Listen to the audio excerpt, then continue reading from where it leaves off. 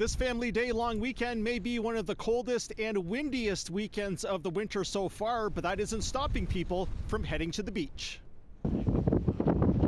Winter Stations is back, a series of elaborate art installations spread along the waterfront on the east side of the city, from Woodbine Park to Ivan Forest Gardens.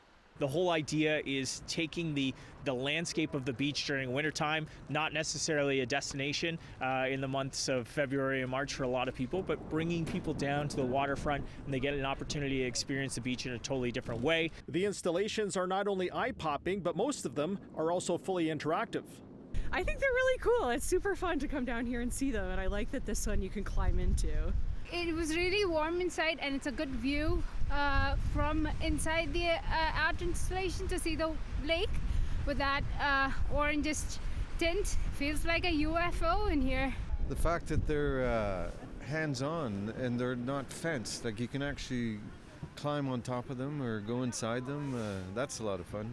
A 6-person jury selected this year's winning entries for the exhibit that officially opens on Monday and runs for the next 6 weeks. We had over 200 submissions this year from around the world, so it's an international design competition. We have a category for students as well. Work with some of the local universities here in Ontario to bring their exhibits to life. I love it. I think it brings more people down to the waterfront, especially on a cold day like today when you need to be out. If there's one drawback, it's the fact that nearly half of the installations are set up far away from the boardwalk, making them impossible for people with accessibility issues to enjoy them up close. We are actively having conversations with city staff, our parks department, about how we can make the beach more accessible in general, because it's not just during winter stations, it's all year round. The sand, of course, presents a lot of challenges for accessibility, but that's something that we're working on. This marks the 7th year for Winter Stations, with entries for the competition coming from more than 90 countries. At Woodbine Beach, Rob Leth, City News.